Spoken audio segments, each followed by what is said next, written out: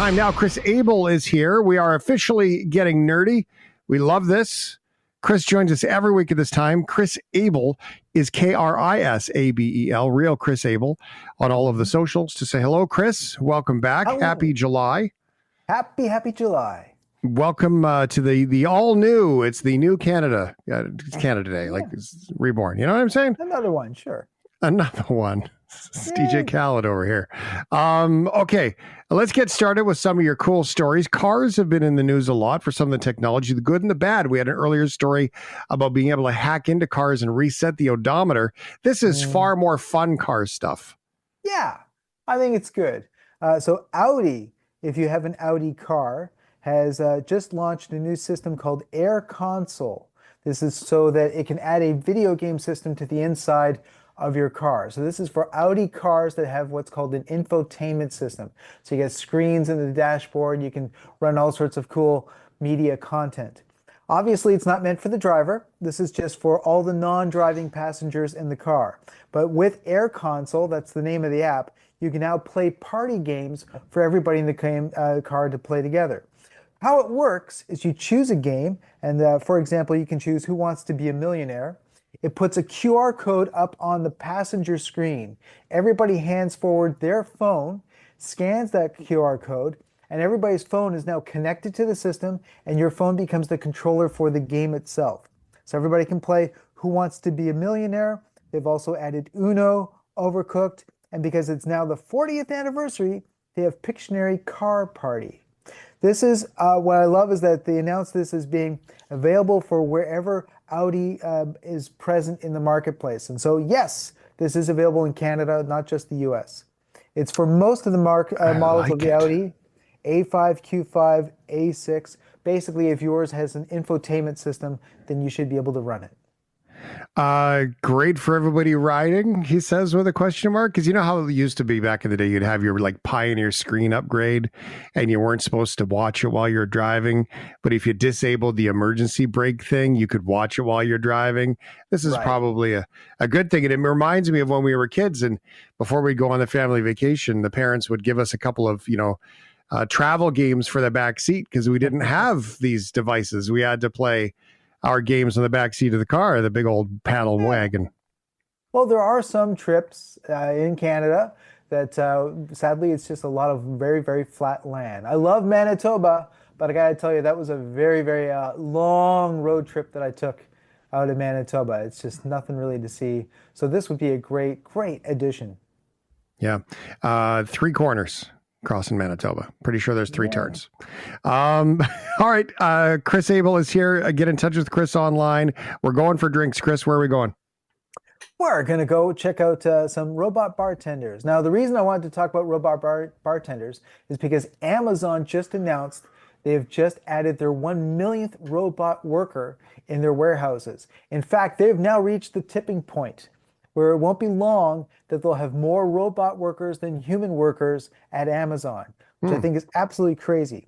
So I was thinking about that in terms of, well, what kind of human jobs are going to be really, really difficult for robots to be able to replace us with? And one that occurred to me is robot bartenders. For 10 years, companies have tried to create robot bartenders. And the results are you can create a robot that does a very good job of mixing drinks.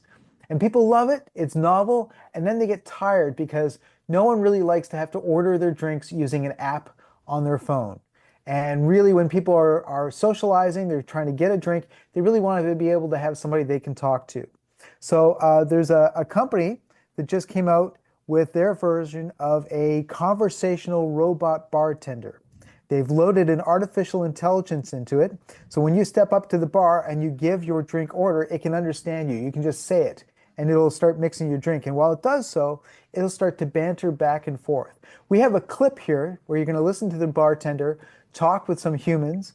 What you want to listen, though, is they found in the research is that the best success is if the robot bartender has a particularly lame sense of humor. Yo, welcome back. Hope you had a blast. What can I get for you today? Can I get a hot Americano, please? One hot Americano coming right up. Yo, what can I get for you? Or could I get a hot latte, please? Excellent choice. That'll be 100 Taiwan dollars. Ready to pay with the credit card terminal? I received your money. And you're not giving anything. Haha, I'm just kidding, my friend. Thanks. Ha ha! That robot bartender's name is Kubi, and it's made by a company called Second Space. Yeah. Do you think that the talking just goes too far, and because they try to be human, like just be a robot and give me my stuff? I know. I mean, this is the thing, though. They said that they've done lots of tests and scenarios that brought people in, said, how do you, enjoy the experience? And people enjoyed what we just heard, the best of all the scenarios.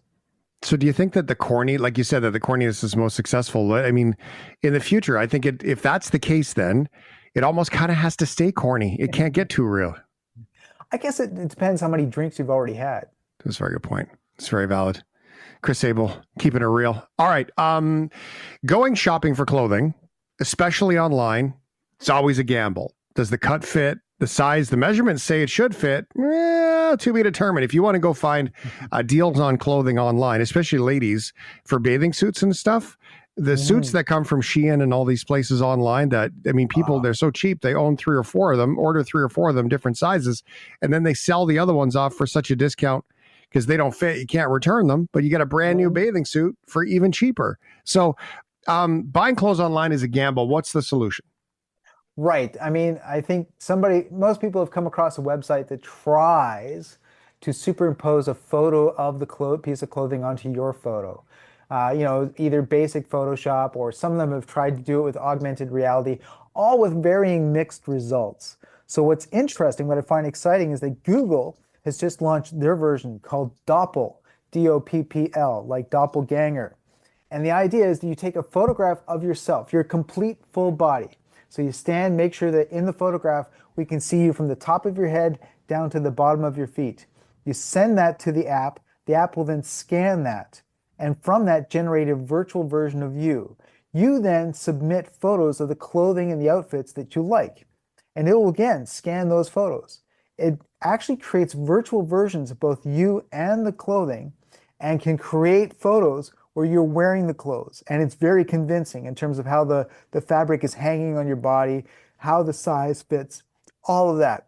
And then on top of that, you have the option where it can go 1 mile further and generate a video of you realistically doing a little spin, a little turn while wearing the dress or wearing the top, to get a sense of how it looks and how it plays and how it moves on your body. I think this is really, really cool. Now, the downside is Google says it's early days. There's lots of glitches with the app. It's called Doppel, D-O-P-P-L. But also, early days means it's only available in the United States. I wish I could tell you where you could go try it out, but not for Canada. My suspicion is that this has to do with the fact that the app is using retail information from American stores. And so it's just going to take time for them to load in information about clothing from Canadian stores and European stores for the app to expand and go to different markets. This is great. It sounds like one of those cool ones that kind of gives you the new hairstyle. I mean, there's a filter, I think, on Snapchat my kids were using this weekend that gives you a buzz cut. Yeah. And it turns out Melanie looks pretty good with a buzz cut. So we'll see how that goes. I don't think it convinced her to do it, though. The AI is fun. That's for sure. Right. Okay. Chris Abel, real Chris Abel online, K-R-I-S-A-B-E-L is the link. You can get in touch with Chris and all the things. As always, good day. Hi. Thanks for popping in, man. Great to see you. All right. Take care. Chris, every week at this time, brings some new cool tech. I like the bartender. It's kind of like dad jokes nerdy, like that. That's a good idea that Chris has got there.